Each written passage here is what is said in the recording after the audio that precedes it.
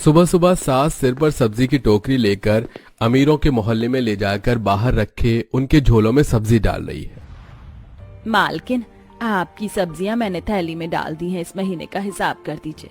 आशा, कल जो तुम सब्जी देकर गई थी उसमें 2 टमाटर सड़े थे, देखो आज भी एक आलू सड़ा है, इसको निकाल दो और आज मैं हिसाब कर दूंगी, कल पैसे ले जाना।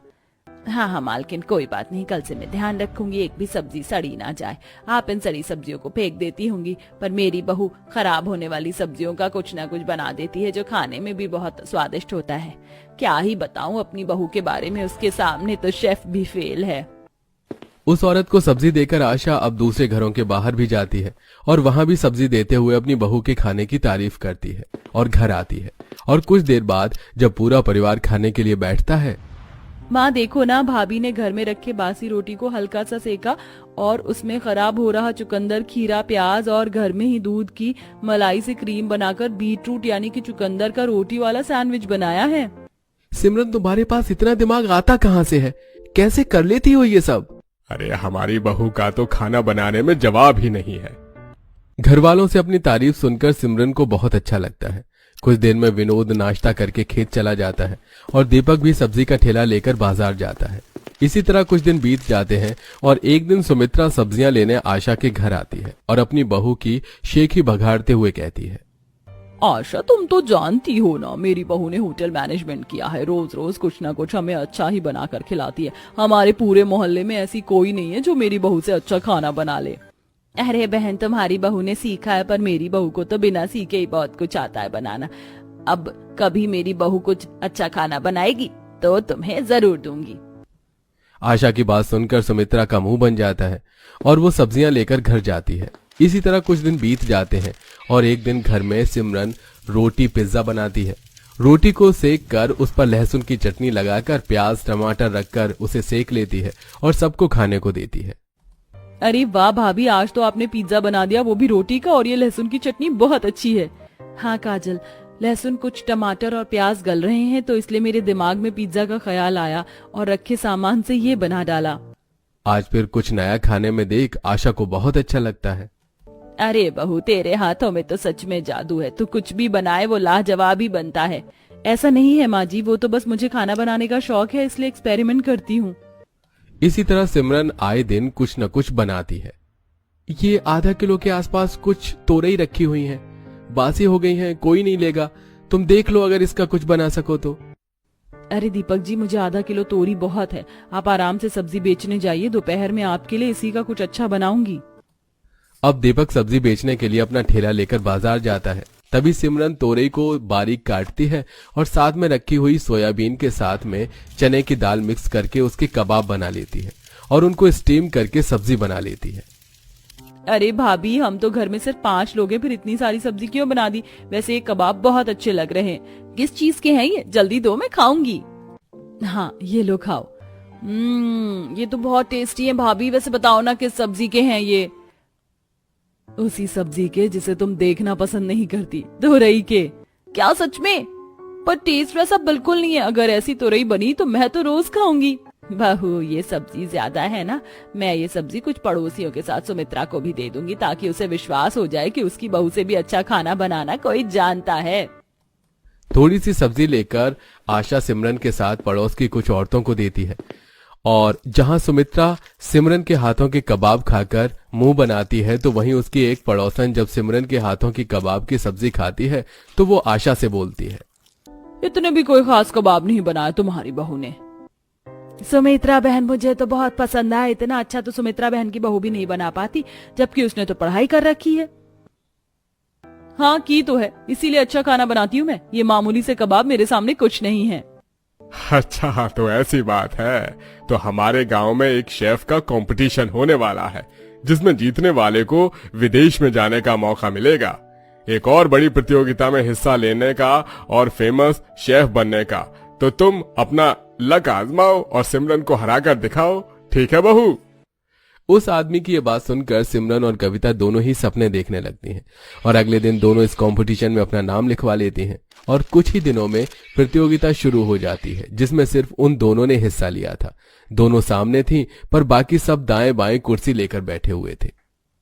बाहू, मुझे तुझ पर पूरा भरोसा है, तू ही जीतेगी।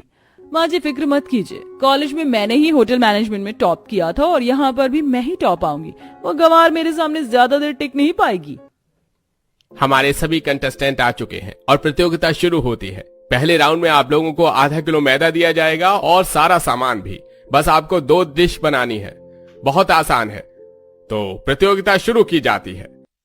इस तरह प्रतियोगिता शुरू की जाती है और सिमरन इस प्रतियोगिता को जीतने के लिए मैदा लेती है और उसमें फूड कलर डालकर जलेबी बनाती है। बाकी बचे मैदे को गूंथकर उसके नूडल्स बनाती है और उसको स्वाद देने के लिए जितने भी मसाले होते हैं वो डाल देती है। इस तरह वो 2 डिश बनाती है और मैदा कम होने की वजह से कविता भटूरे के अलावा और दूसरी कोई चीज नहीं बना पाती, जिस वजह से बड़ी ही आसानी से वो हार जाती है और सिमरन जीत जाती है। इसे कहते हैं दिमाग। बड़ी आसानी और चालाकी से मिसेस सिमरन ने 2 डिश बना दी हैं, जो खाने में भी लाजवाब है। इसलिए पहला राउंड जीती हैं मिस सिमरन। सिमरन, मुझे पूरा यकीन है तुम जैसे पहले राउंड में जीती वैसे ही दूसरा भी जीत जाओगी। अब शुरू होता है राउंड 2। इसमें आप लोगों के सामने आपकी फेवरेट सब्जियां रखी होंगी और 10 मिनट के अंदर आप लोगों को उसमें रिंग डालकर अपनी पसंदीदा सब्जी लेनी होगी और उसके बाद आधे घंटे में अपना फेवरेट खाना तैयार करना होगा। और अब राउंड शुरू होता है। अब आदमी के इतना बोलते ही दूसरा राउंड शुरू हो जाता है और सिमरन बड़े ही आराम से अपनी मनपसंद सब्जियों पर रिंग डालती है।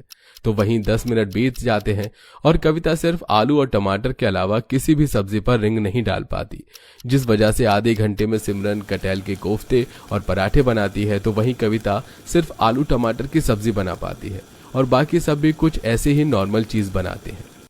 तो हमारी विनर हमें मिल चुकी हैं और वो है मिसेस सिमरन, और इन्हें मौका मिलता है विदेश जाने का और अपना नाम चमकाने का। देख रही हो आशा, हमारी बहू जीत गई। अब विदेश जाएगी हमारी बहू। सही कह रहे हैं जी आप, हमारी बहू को हमारी तरह सब्जियां नहीं बेचनी पड़ेंगी। गरीब परिवार की ऐसी बातें सुनकर सुमित्रा को बहुत गुस्सा आता है और वो नाराज होकर वहां से चली जाती है। तो वहीं सिमरन अपने ससुराल वालों के साथ घर आती है और विदेश जाने की तैयारी करती है। माँ जी, मैं आप लोगों का सपना पूरा करके ही वहाँ से आऊंगी। देखना, मैं शेफ का खिताब जीत कर आऊंगी, प्रोफेशनल शेफ बनकर आऊंगी। इतना बोलकर न सिर्फ सिमरन बल्कि अपने ससुराल वालों के सपने लेकर वो विदेश जाती है और पूरा गांव अपने घर में टीवी में सिमरन को देखते हैं, जो एक के बाद एक सारे राउंड क्लियर करती जा रही थी। आशा बहन, देख रही हूँ मैं तुम्हारी बहू को टीवी पर। देखना, सिमरन बहू ही जीत कर आएगी। भगवान करे तुम्हारे मुंह में दही शक्कर हो। सभी लोगों की बात सुनकर आशा की आशा और भी बढ़ जाती है और कुछ ही दिनों में मिसेस शेफ का फाइनल होता है, जहां टीवी पर सब अपनी नजरें गड़ाकर देखते हैं और कुछ ही देर में अनाउंस किया जाता है कि सिमरन जीत गई है और सबकी आंखों में आंसू आ जाते हैं। अब सब सिमरन को टीवी में शेफ के कोट और ट्रॉफी को उठाते हुए देखते हैं। कुछ दिनों के बाद वो शेफ के कोट में घर आती है, जहां वो देखती है कि गांव वालों ने मिलकर उसके स्वागत के लिए बैंड बाजे और फूलों का इंतजाम किया है। उसके आते ही सभी गांव वाले उसे शेफ की टोपी पहनाते हैं। हमें गर्व है बहू तुम पर। हमारे गांव की सब्जी बेचने वाली सास की बहू शेफ बनकर गांव लौटी है। गांव वालों का प्यार देख सिमरन की आंखों में आंसू आ जाते हैं, जिसके बाद वो जीती हुई रकम से अपने गांव में ही रेस्टोरेंट चालू करती है और बड़े ही कम दामों पर गांव वालों को उनकी फरमाइश की डिश बनाकर देती है। अब वो कंपटीशन जीतने के बाद फेमस हो चुकी थी, तो एक न्यूज चैनल ने उन्हें अपने स्टूडियो बुलाकर सास बहू का इंटरव्यू लिया। माता जी, आप सब्जी बेचती हैं और आपकी बहू आज इतनी बड़ी शेफ बन गई है, क्या कहना है आपका? मैं इतनी खुश हूँ कि मैं बता नहीं सकती। मेरी बहू ने वो कर दिखाया जिसकी किसी को उम्मीद नहीं थी। काबिलियत इसमें बहुत है, मैं ये जानती थी। वैसे हमने सुना है सिमरन जी, आपकी सास का बहुत बड़ा हाथ है आपको फेमस शेफ बनाने में। जी बिल्कुल, मेरी सासू माँ ने मुझ पर विश्वास दिखाया। इनके विश्वास और जिद की वजह से मैं ये मुकाम हासिल कर पाई हूँ। मेरी सासू माँ बेस्ट हैं।